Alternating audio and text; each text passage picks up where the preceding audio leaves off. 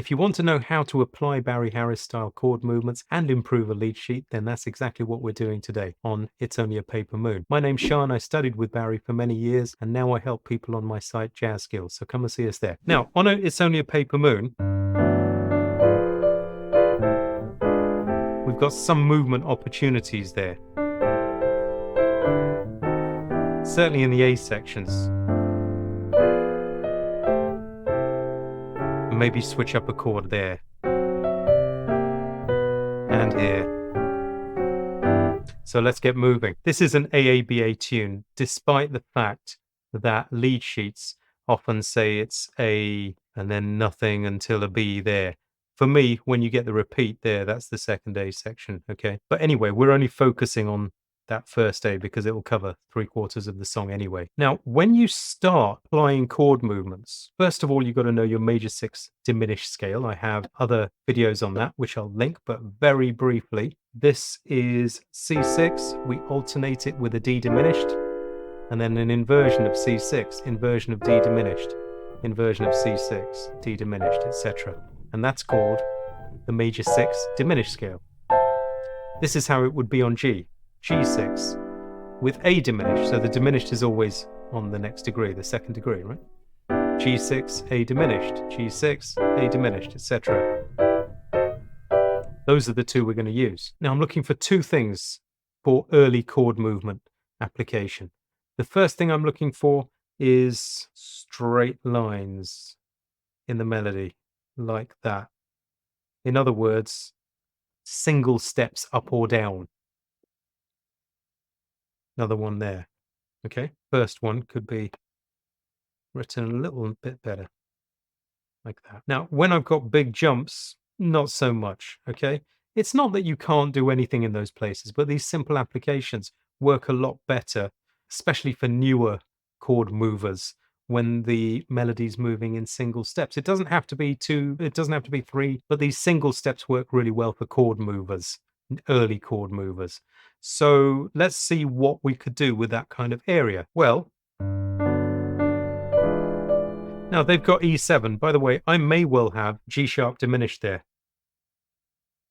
Why? Because it's the same as E7. It's the diminished. If I take an E7 and extend it up to its flat 9, then this part of it is a G sharp diminished anyway. So sometimes those play in place of each other, and I think that works really well. Why? Because, especially because of what we're about to do. If you're enjoying this, would you please give it a like, hit the notification bell, subscribe, and leave us a positive comment so I can keep doing more of this for you. When we have A minor 7, its movement scale is C6. Why? This C6, by the way, C major 6 with that diminished that I showed you. Because C6 inverted is A minor 7. There's more depth in my other videos about the science about why they work, but this is the bit we really need to know. So you've got C6.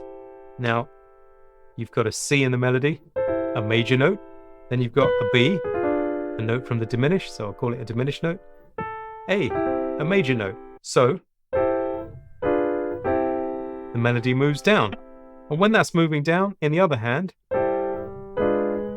majors go through the scale, beginning on a major note, go to a diminished note to complement the right hand, and then go back to a major. So within the tune, it'll be like this.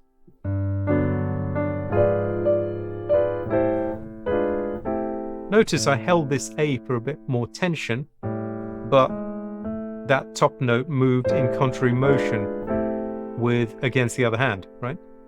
Can you see why that G sharp diminished works even better now? Because G sharp diminished is the same as D diminished, by the way, F diminished, G sharp diminished, B diminished. They're all the same, right? Or A flat diminished. Because it's part of this scale anyway. So this is kind of like the diminished that's leading to that A minor 7, because it's in the same C major 6 diminished movements, right? So it leads to that A minor 7 even better. Now, not so much, because it's just a big jump. Maybe I'll have it like this. So this one, G major 6 diminished. The one I showed you before, G6 and A diminished, right? And the melody's moving down. So G6 inverted to keep the melody at the top. If you're really new to what we do here, we use chords in the right hand. Not this business they tell you that you put the chord in the left hand. I mean, that's true very rarely, but most of the time,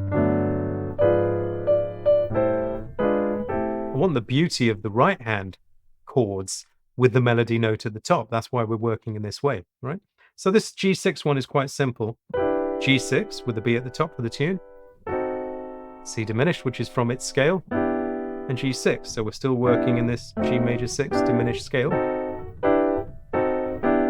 And I'll move in contrary in the left hand. So I'll take the D, go up the scale.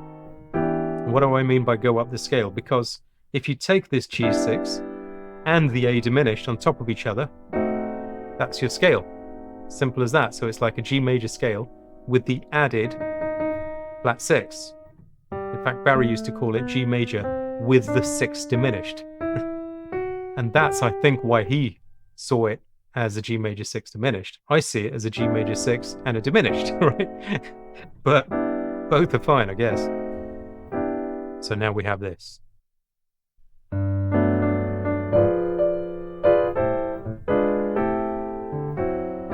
Now you might be wondering, what about that D7? Do you know what I could do there?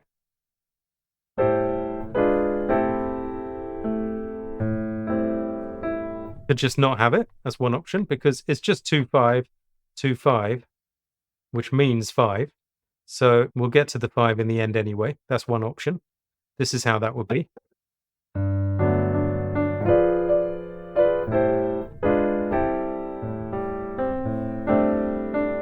Fine. That would be okay. Another option, let me see if it works before I announce it.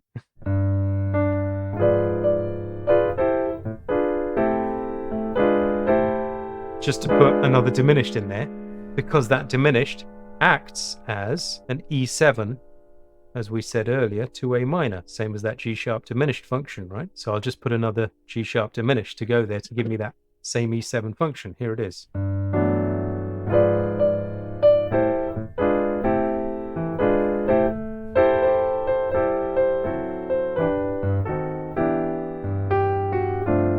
Okay, now here, where they say G to G7, you could have either G7 suspended is quite nice. It's like a D minor 7 over G.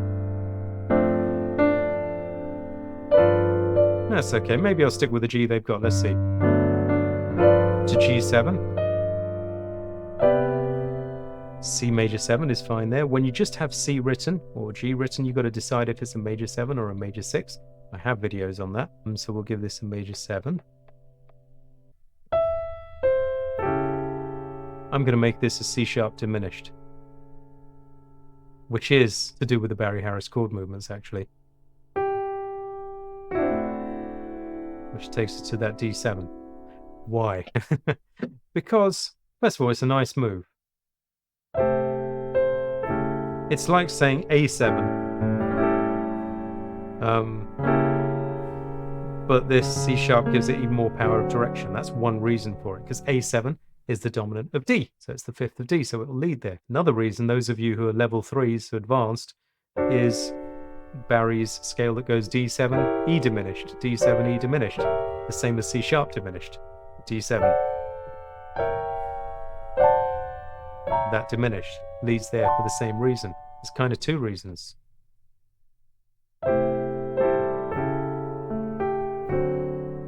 Then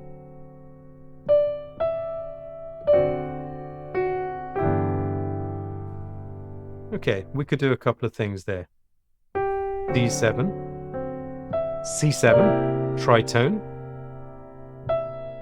B7, E7, A7, D7. So a quick turnaround in there. And then we went B7, E7, A7, D7. A quick turnaround, all dominance.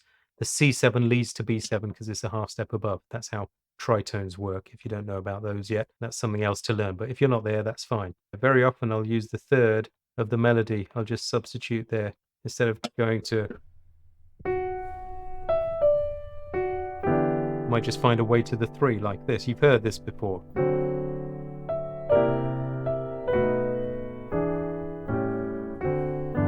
Because it just gives us a less closed sound, and then we can settle it on the second A section before the bridge, right? And that's how you start to improve a lead sheet and get into the Barry Harris chord movements. I hope you found something in there that you can use in your playing. And if you're ready to level up, then come and join us on Jazz Skills, where we won't drown you in information. We focus on your transformation. Developing Fluency course, get you fluent in playing, close that gap between knowledge and skills, actually being able to play, and make it fun. Then learning voicings, improv, chord movements, accompanying, rhythm, all kinds of things, with support from me plus a vibrant community to plug into as well. Take care, thanks for watching, and bye for now.